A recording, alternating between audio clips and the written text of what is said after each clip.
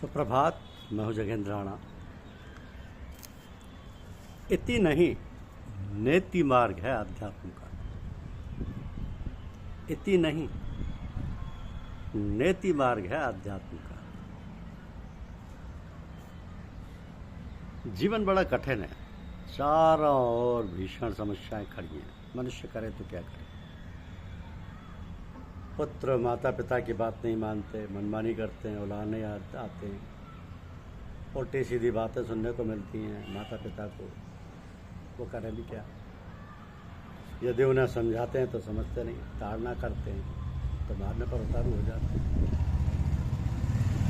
पढ़ने स्कूल या कॉलेज जाते हैं तो वहाँ उपस्थित हो सिनेमा डटकर देखते हैं। विद्यार्थी वर्ग तो आजकल जैसा है किसी से छिपा नहीं। एक विचित्र प्रकार का वातावरण बना हुआ है। अध्यापक गण अपनी मान मर्यादा बचाने के लिए विद्यार्थियों से कुछ भी नहीं कहते और यदि कुछ कहने का साहस करें तो विद्यार्थी उल्टे उन्हें ही धमकाते हैं। तो ऐसा युग चल रहा है कि भले मानस का कहीं कोई ठिकाना नहीं। अधिकारी और उनके सहायक तथा तृतीय व चतुर्थ श्रेणी के कर्मचारी यदि ऊपर का पैसा नहीं देते हैं तो उनका गुजारा कठिन है। एक दूसरे को फूटी आंखों देखना पसंद नहीं। इसका चारों ओर विभीषिका अपना तांडव नृत्य कर रही। सदाचारी, सत्यभाषी और घूस न लेने वाले इतने परेशान हैं कि नौकरी करना कठिन है। उनकी कठिनाइयाँ उन्हीं के मुख से सुनते बनती हैं और वे धन्य हैं जो इतनी यात्रा मिलते हुए भी नौकरी करते हैं। केवल भगवान ही उनका सहारा है। शासन संभालने वाले जो उच्च अधिकारी हैं वे भी असमर्थ हैं कुछ कर सकने में। जो कर्णधार हैं वो बड़ी गहराई और दूरदर्शिता से भविष्य में क्या होगा, कैसे होगा, इस पर मनन कर रहे हैं। जो एक आध इधर उधर सच्चे कर्मचारी हैं, भले ही वे निम्न वर्ग के हैं, उनके परामर्श से और सच्चे कर्मचारी हैं, उनके परामर्श से, उनकी सूझबूझ से वो लाभ उठाने को उत्सुक हैं और उनसे मंत्रणा करते हैं कि कैसे किया जाए, क्या किया जाए, जो ये भ्रष्टाचार समाप्त।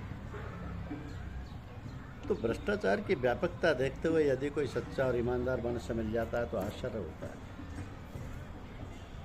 ये कैसे बचा है उन सब बातों से। यदि ऐसा ना हो तो पृथ्वी का भार कैसे उठे। संसार सागर की उर्मियाँ उठती हैं, उनमें भय भी लगता है, कुछ हानि भी होती है, किंतु वो अपने साथ सागर तट से अमूल्य मोती, शंख इत्यादि बहुत सी वस्तुएं छोड़ जाती हैं, जिससे अनंत गुणा लाभ भी होता है। तो कहने का तात्पर्य यह है कि किसी वस्तु का लोभ नहीं होता। कहने, सुनने, सोचने, समझने का अर्थ केवल यह है कि ऐसे वातावरण में मनुष्य पूजा पाठ, अध्यात्म, विद्योपार्जन कैसे करे। इसके लिए हर प्रकार से तन मन धन से लोगों की सेवा करने के लिए तत्पर रहना होता है। पहले जिज्ञासी गुरुओं की खोज में फिरते थे, आज गुरु लोग जिज्ञासुओं की खोज करते हैं। बलिहारी है युग की। तो क्या यही कहकर संतोष कर लिया जाए कि ये युग धर्म इसी प्रकार चलेगा। जब युग बदलेगा तब एकदम काया पलट हो जाएगी। ऐसा ही को समझ में आता है। जो कुशल कर्मी हैं वे कर्मण्य नहीं रह सकते और अपना कार्य व्यापार चालू रखेंगे। उन्हें प्रकृति की ओर से एक प्रकार के संरक्षक की समझ। तो सोचते समझते जब मस्तिष्क थक जाता है तब परिणाम यही निकलता है कि विधि का विधान होकर रहेगा। जो जैसा करेगा वो वैसा करेगा। इसमें किसी को क्या दोष दिया जाए। संसार इसी का नाम है और ये सनातन से इसी प्रकार चलता रहेगा। संत महात्मा लोग देवी संपदा की रक्षा करते आए हैं, करते रहेंगे। उनके संरक्षण में और मार्गदर्शन में जो लोग चलेंगे वे सारी विभीषिकाओं से अछूते रहेंगे और उन्हें शांति और सफलता मिलती रहेगी। तो ये सब देखते, भालते, सोचते, समझते हर साधक के कर्तव्य है कि वो अपने कर्तव्य का धैर्य और दृढ़ता से पालन करता रहे और अपनी दृष्टि सदा अपने लक्ष्य पर रखे। न इधर उधर देखे, न ध्यान दे। संसार के सारे गुरु एक हैं और संसार के सारे शिष्य एक हैं। केवल देश, काल और वस्तु का अंतर है। सब एक और सबका एक लक्ष्य है। तो ये जो अध्यात्म का मार्ग है ये नीति नहीं है, नेति मार्ग है। अध्यात्म का जो मार्ग है ये इति मार्ग नहीं, ये नेति मार्ग है।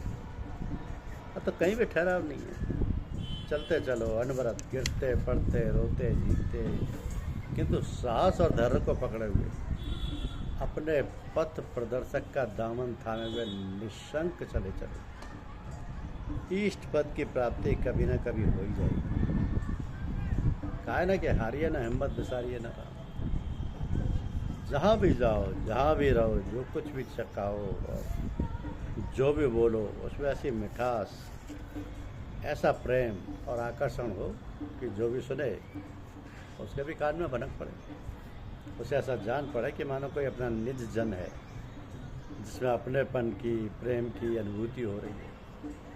जब साधक साधन करते करते सिद्ध हो जाता है तब सारा जगत और उसके प्राणी मात्र अपने इष्ट रूप की भासने लगते हैं।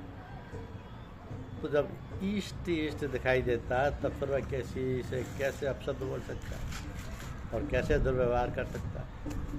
ऐसी दशा में तो वो पुजारी की भांति प्राणी मात्र का आदर सत्कार और श्रद्धापूर्वक व्यवहार करेगा।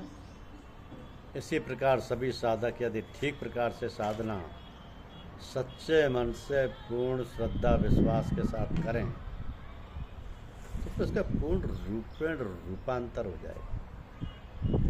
आचार विचार तो बदलेगा ही, सूरत शक्ल भी बदल जाती है, जैसे साधक और इष्ट की पहचान कठिन हो जाती है। अब विचार करना है कि इष्ट क्या है। इष्ट कहते हैं जो हमारी अभीप्सित वस्तु है, जिसको हम प्राप्त करना चाहते हैं,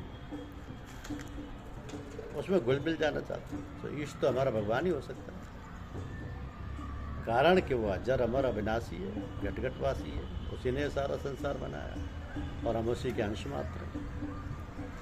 तो जो अंश है वो अपने कुल यानी अंशी से मिलना चाहता है, बिना उससे मिले रह भी कैसे सकता है। उसकी व्याकुलता और तड़प मिट नहीं सकती जब तक वह उसे प्राप्त ना कर ले। तो बात ठीक है कि हमारा इष्ट, हमारा लक्ष्य परमात्मा है, भगवान है, किंतु हम उसे प्राप्त कैसे करें, उसके पास पहुँचें कैसे, जिसे हमने देखा ही नहीं, समझा ही नहीं, जाना ही नहीं, उसको प्राप्त करने की चेष्टा कैसे करें। उसके लिए तो सीधी सादी बात ये है कि किसी ऐसे व्यक्ति को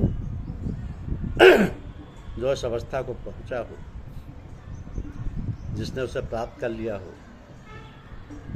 साथ ले जा सकता हो, तो ऐसे व्यक्ति की खोज करनी चाहिए। इसके लिए कबीर साहब ने कहा है कि तू जन हरि से हेत कर हरि जन से हेत, माल मुल्क हरि देत है, हरिजन हरि ही देत।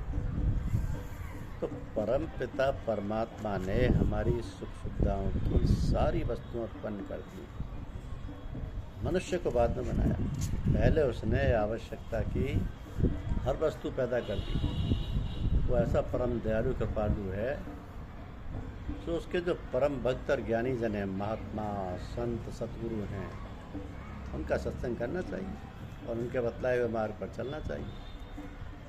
जो साधन वो बतलाएं उस पर श्रद्धा विश्वास पूर्वक अभ्यास करना चाहिए।